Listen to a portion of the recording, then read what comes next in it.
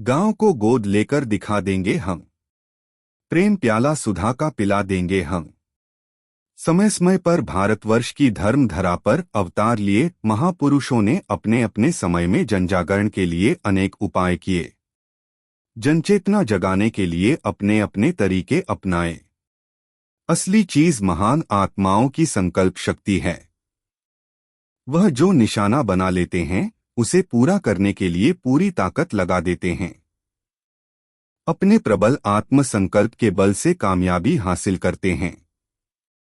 आज देश में जो सबसे बड़ी समस्या पैदा हो गई है वह है लोगों के बिगड़ते खानपान, बढ़ती नशों की प्रवृत्ति और स्वेच्छाचारिता का जुनून।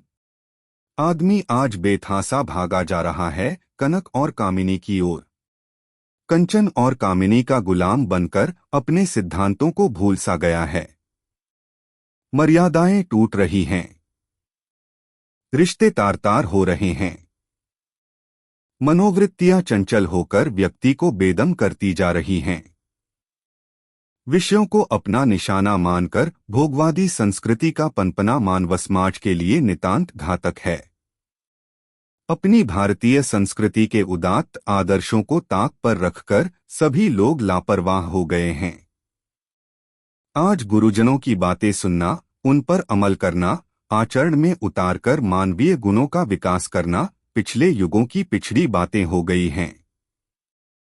देखने में यह अनुभव हो रहा है कि विकास के नाम पर स्कूल, कॉलेज, विश्वविद्यालय जैसे शिक्षा के बड़े बड़े संस्थान खुल गए हैं। उपाधि और डिग्रियां भी बेशुमार हो गईं। लेकिन नैतिक चरित्र में हम कितने आगे बढ़ पाए हैं, यह एक गंभीर और चिंतनीय विषय है। योग्यता अर्जित कर प्रमाण पत्र ले लेना एक सरल काम है, लेकिन अपने आदर्शों, समृद्ध परंपराओं का निर्वाह करना और चारित्रिक उत्थान कर नए नए कीर्तिमान स्थापित करना सबके वश की बात नहीं होती। कोई अपनी योग्यता के बलबूते सामाजिक कल्याण का सेवा कार्य कभी नहीं कर सका है।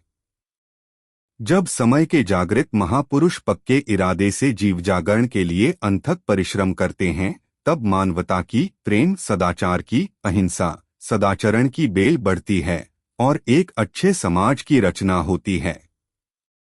समाज में व्याप्त हिंसा, अपराध, अन्याय, हबिस, कदाचार, नैतिक पतन, कुदृष्टि जैसे घातक व्यसन धीरे धीरे जनजागरण होने पर समाप्त होने लगते हैं।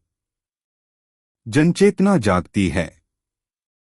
जागरूकता के लिए अभियान चलाए जाते हैं। कुपोषण, प्रदूषण आदि के प्रति लोगों को सचेत किया जाता है। इस कार्य में व्यक्तिगत और सामूहिक त्याग, तपस्या, परिश्रम, समयदान की महती आवश्यकता होती है।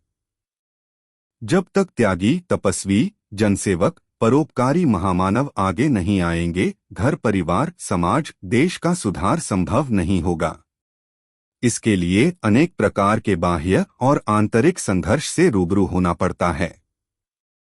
आज हमारे मानव समाज को विकराल समय, महारोग और भयंकर विभीषिका से बचाना है तो अध्यात्मवाद, वैचारिक शुद्धता और शुद्ध चिंतन की प्रायोगिक विद्या के प्रचार प्रसार की नितांत आवश्यकता है। इतिहास के पन्ने बताते हैं कि मानव सृष्टि के अलौकिक महापुरुष बाबा जय गुरुदेव जी महाराज ने जीवों के कल्याण और जागरण के लिए अपरिमित परिश्रम किया। अपना सारा मानव जीवन की श्वासों को मानव सेवार्थ समर्पित कर दिया।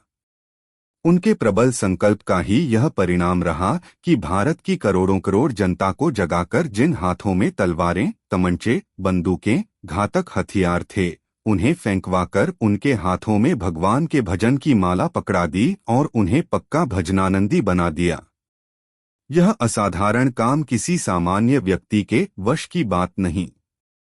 परम पूज्य बाबा जय गुरुदेव जी महाराज कहा करते थे कि देश में इस समय त्यागियों, तपस्वियों, राष्ट्रभक्तों, देश प्रेमियों, मानवतावादी सेवकों की जरूरत है।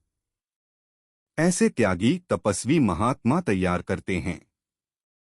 पिछले जो भी इतिहास विभिन्न प्रकार के परिवर्तनों के मिलते हैं, सबके पीछे कोई न कोई संत या प्रेरक शक्ति जरूर रही। तभी वह अपने चरम शिखर पर पहुंची। मानव समाज का आदमी जिस कदर विकृति के मार्ग पर बिना कुछ सोचे विचारे आगे बढ़ रहा है, वह एक खतरनाक संकेत है। इससे यह आभास मिलता है कि नई पीढ़ी के साथ रूढ़िवादिता के अंधेरे से उलझे हुए आस्तिक लोगों को निकाला जाए, उन्हें प्रेरित जागृत कर भगवत भजन में लगाया जाए। वास्तव में देखा जाए तो यह कोई साधारण काम नहीं, बड़ी त्याग, तपस्या करने और दया पाने का अवसर है।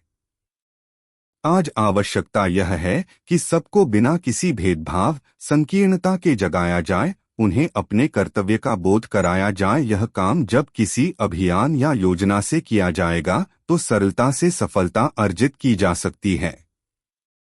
त्यागी, तपस्वी कहीं से लाए नहीं जाएंगे।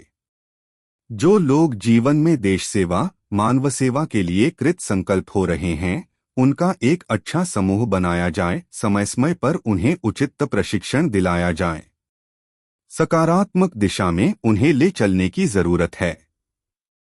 सही मार्गदर्शन सफलता के नए अध्याय लिखता है।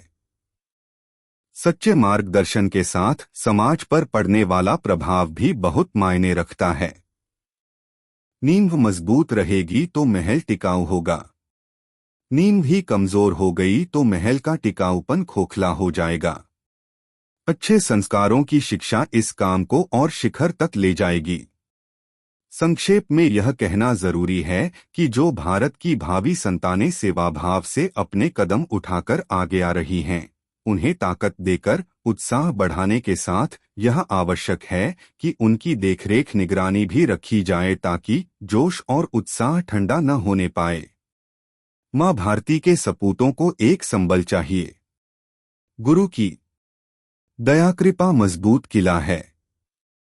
यदि गुरु को हर काम में आगे रखा जाएगा तो बाधाएं अपने आप छंटती जाएंगी, प्रकाश फैलता जाएगा। समाज उन्हें अपने मार्गदर्शक, सचेतक के रूप में अंगीकार करता जाएगा।